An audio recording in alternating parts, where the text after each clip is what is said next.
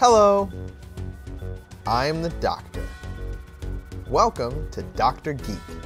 Today, we're doing a review and recap for the Series 10 Christmas special, Twice Upon a Time.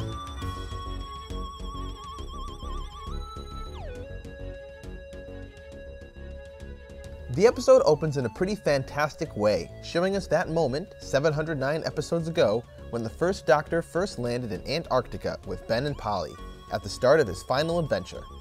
Using both classic footage and new creations with David Bradley, we see exactly where and when the first Doctor is in his timeline before he runs into the 12th Doctor in the snow.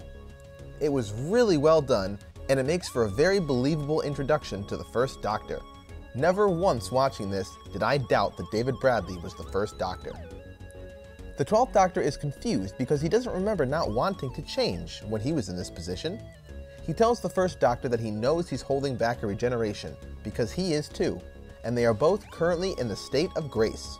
They've both technically died, they're just holding back their regenerations. But if they continue to hold it back and refuse to regenerate, they will die. And the 12th Doctor knows that if that happens to his past self, it will cause a serious paradox. After the two Doctors meet, we see the mysterious captain from the previews in a standoff with a German soldier. He tries to tell the German that he has no desire to kill him, but sadly, the two men can't understand each other.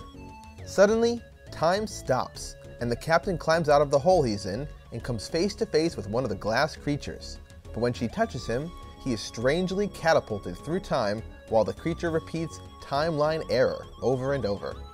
He comes out where the two Doctors are and humorously asks them if one of them is a doctor. They see the glass creature, and the 12th Doctor tells it that this world is protected, which surprises the first Doctor.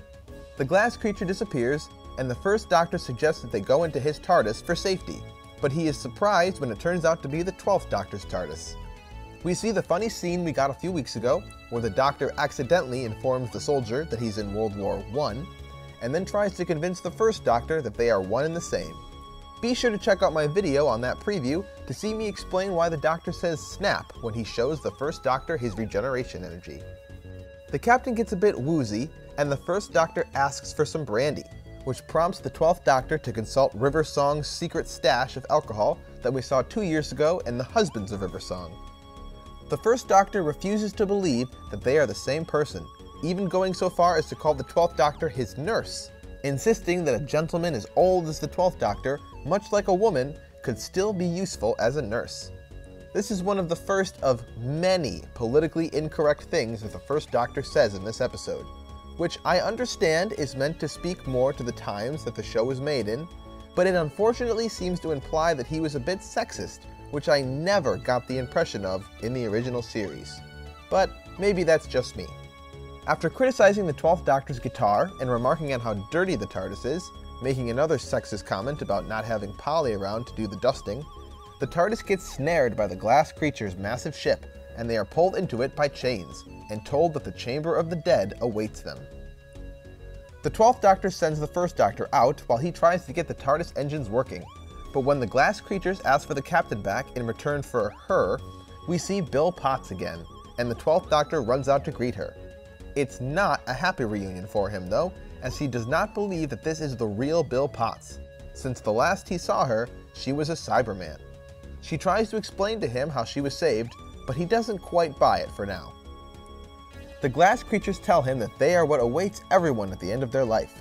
They are called testimony, and they pull people from their timelines to harvest something from them just before their death. And they accidentally lost the Captain, who must be returned to his time so he can die where he's supposed to. The glass creatures refer to the Doctor by many names, including the Oncoming Storm, the Shadow of the Valeyard, and the Doctor of War. And they show images from his past incarnations of all his battles. This part is really cool, as we get to see just about every Doctor again as little screens fly around the room. And that reference to the Valeyard made me really excited. The first Doctor is horrified at all of the battles he sees, but the 12th Doctor tells them that they cut out all the jokes in between.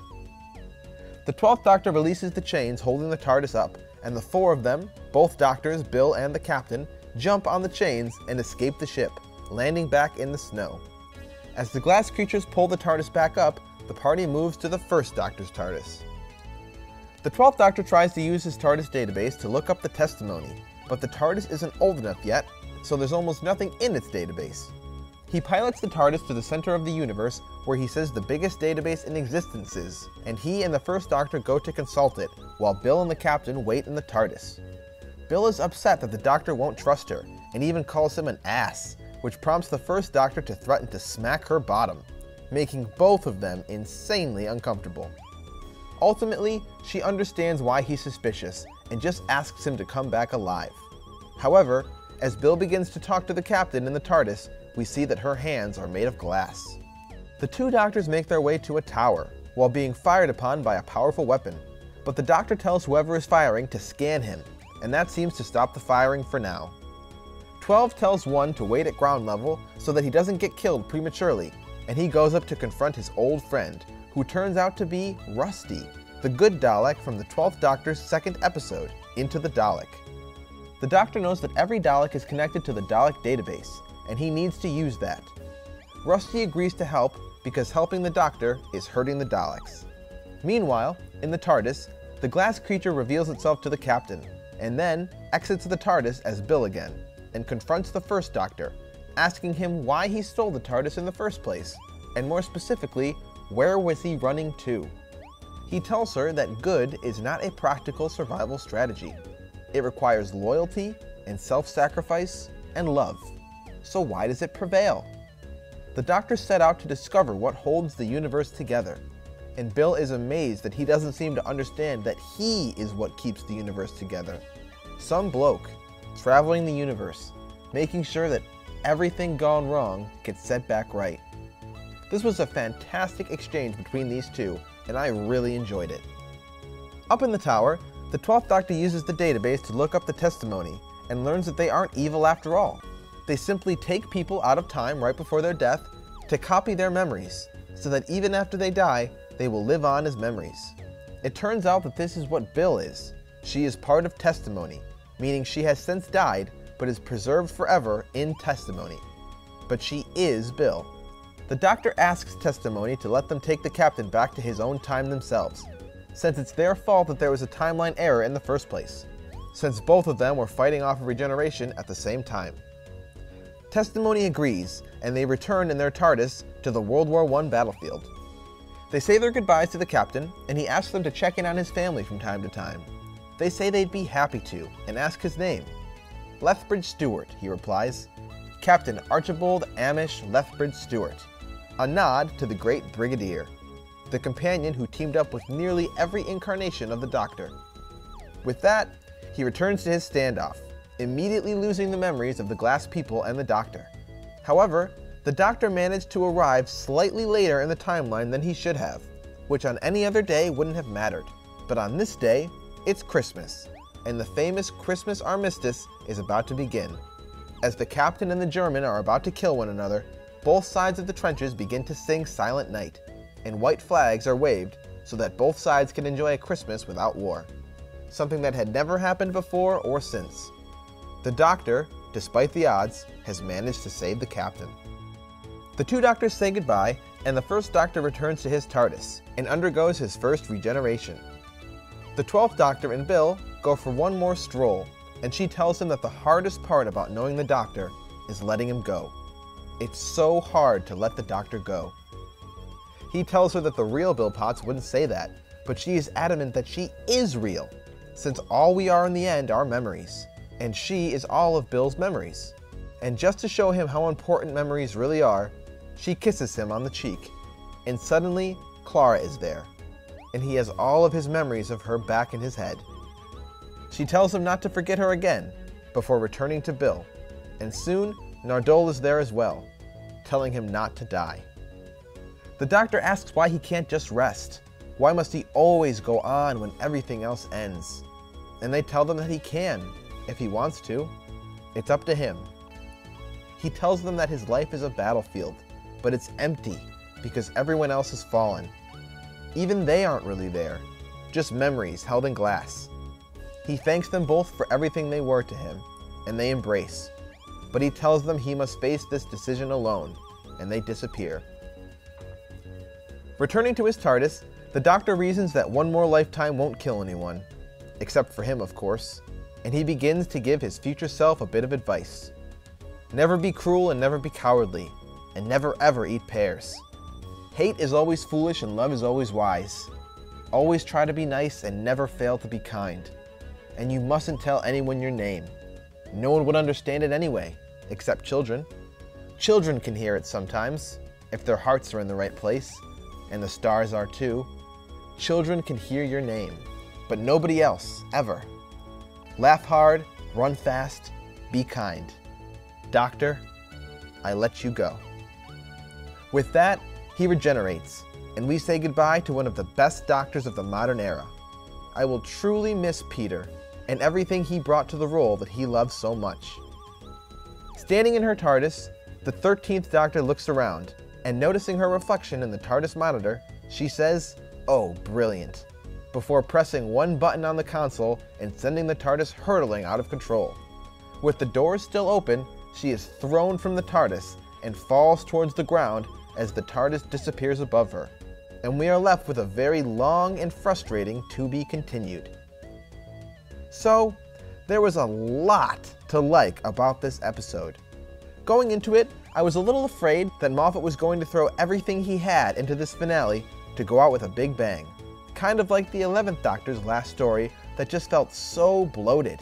But I actually found this episode delightfully simplistic in its storyline, especially with the revelation that there was no evil plot to foil.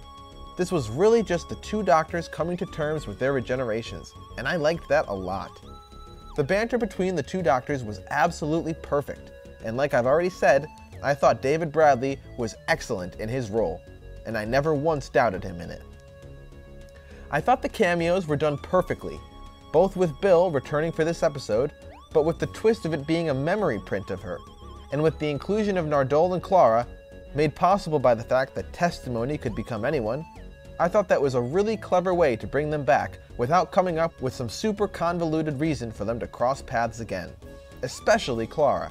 I really wanted to see her in this episode, but only if it made sense, and I love that the 12th Doctor got to end his life with his memories of Clara back. The way that they melded the old footage with the new reshot footage was done perfectly, and really helped to give us an idea of where exactly this story fit into the narrative that many of us know from the 10th planet. Also, the explanation that the first Doctor gives Bill when she asks him why he left Gallifrey was a fantastic reason for the Doctor to start his travels, and the perfect way to use the return of the first Doctor effectively, to finally explain his mysterious motivations to leave his homeworld. It was just really, really well done. Pearl Mackie, as always, hit the ball out of the park as Bill, and she will surely be missed. I mean, how great would it have been to see Bill and a female Doctor? Ugh. I thought Mark Gatiss did a great job as Captain Lethbridge Stewart, though I felt like he could have done a bit more since most of his inclusion in this episode was him in the background. Finally, the scene where the Doctors meet Testimony and they talk about all of his names was super cool. I loved that they included the name the Shadow of the Valeyard, and I'm still holding out hopes of them exploring the Valeyard origins one day. By the way, if you don't know who the Valeyard is, check out my 6th Doctor full summary. Also, as I said before, it was really awesome to be able to see all of the previous Doctors in that scene. Anytime the show references its past, especially the classic era, I get a massive grin on my face. As for what I didn't like, there really isn't too much to gripe about. My one pet peeve was that they made the first Doctor out to be sexist, which I don't really agree with. Sure, the humans of the 60s might have been a little politically incorrect, but the Doctor never was. And it just seemed a little forced to me that they had to keep jamming that character flaw down our throat. I understand his views on the sonic shades and the guitar, that made sense. But the Doctor being a sexist old man just didn't really ring true for me. Also, at the end, as the first Doctor regenerates, I would have liked to see Ben and Polly returning to his TARDIS, since they are present for his regeneration, but were nowhere to be found at the end of this episode. But that's really splitting hairs at this point. This episode was really good. Overall, Twice Upon a Time was a poignant, emotional final outing for the 12th Doctor, and his speech at the end, both out of the TARDIS and in it, perfectly sums up where this Doctor is in his life. He's tired, and he's broken down from losing so many of his friends. But still, he goes on, because he always does what's right. His last words, "Doctor, I let you go," were perfect, since we all know how badly Peter loves being the Doctor, and how hard it must be for him to leave this role. It was a lot like David Tennant's final words, but where he fought the Regeneration because he didn't want to change, the 12th fought it back because he wanted to be the last Doctor. And in the end, he decided to go on just a bit longer, for the good of the universe. He will surely be missed. I give Twice Upon a Time 10 Regenerations out of 10. So, that was my review of the Christmas special Twice Upon a Time. Be sure to like and subscribe for new reviews and Doctor Who news every week. As always, thank you for being my companions on this journey today. I'm the Doctor. Bye for now.